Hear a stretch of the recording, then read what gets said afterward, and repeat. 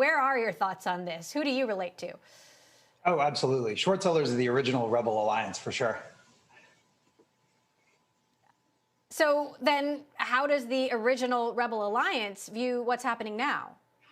I think we view it, I mean, I personally view it with a lot of empathy. The establishment, I think, has to stop whining about Wall Street bets and the ability of individual investors to express their opinions on forums that we may not like or understand, or most of them don't traditionally follow.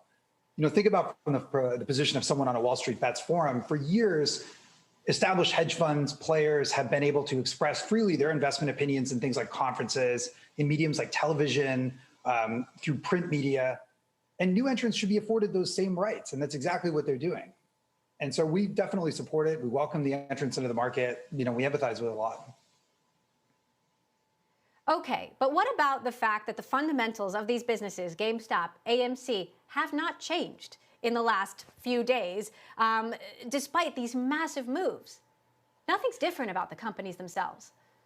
That's true, but that's a little bit of a red herring. It's not like the Wall Street Bets Forum has a monopoly on short investment calls, which are not based on the fundamentals. I mean, I'm thinking here about the situation in which an investment bank sees a stock price double and a sell-side research analyst goes home, readjusts the model to increase the price target by double to match the stock price increase. In a situation like that, the business didn't change either, but we were all sort of comfortable as the establishment with a non-fundamental change in a sell-side research analyst stock price. We should be equally comfortable with it when someone makes good faith investment decisions and talks about it for non-fundamental reasons as well. So there's discomfort and then there's illegal. I mean, do you think that anything about what's happened here requires greater scrutiny from the SEC or some sort of enforcement action?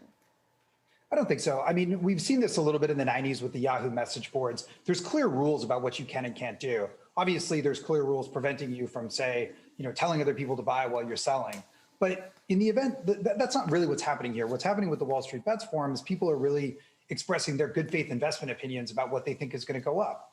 And they're talking about their book. And I think that's what all market participants do all the time. And it's something that, we may be a little bit unfamiliar with the medium, but we shouldn't be uncomfortable with it from the point of view that it's just the great democratization of investment opinions in the market.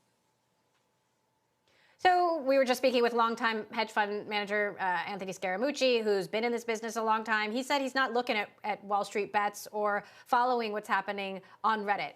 Should traditional money managers be watching social media? And do you think they will start doing so after this saga? This is the way. Yeah, they have to. I think from not necessarily for screening for ideas, although you do find occasionally like really well thought out in-depth pieces. I think more so just from a risk management standpoint. I think that if you're talking about a short book or you're looking at a prospective short investment, it's probably good to know, first of all, whether something's over 100% short interest, but also whether, it does have a large retail following. And this is a risk that I think the responsible manager has to take into account when they're building their portfolio. So how are you changing your strategy as a result of what's happened over the last few days? I mean, do you see greater risk with, some of the strategies that you've taken to this point? And are you going to be doing things differently? I mean, not particularly. Like our focus, for the most part is very international. And, what we're seeing right now with the Wall Street bets is a pretty localized phenomenon with respect to the US markets. And, to be honest, we're not shorting a lot of names where there's 100% short interest to begin with. It's part of the screening process that gets weeded out early. So it's not something that would have even been on our radar. But, there's always a balance between, how do you make these short-term investment decisions, but also trying to account for seismic and fundamental shifts in the market. And I think the trick is to kind of tell the difference, which one's which. Do you think that history will tell the story here? Is history just repeating itself, or are we seeing something fundamentally new? I'm kind of in the camp that history definitely will repeat itself. I mean, the history of the market is, one of series of euphorias, panics, manias, and they're not constant, but they are episodic, and they tend to come along just long enough so that everyone forgets about the one before. We saw it as far back for those market historians out there as the 1720s, the early 18th century market of something like John Law's Mississippi bubble. Is the whole market a bubble? I definitely don't think you can say that, but I think you can look at certain asset classes and you can see, based on the trajectory of history, how this will likely end. And that's kind of the approach we're taking. What do you think about how this will likely end? What happens to GameStop, AMC, Kodak, Bed Bath & Beyond tomorrow, a week from now?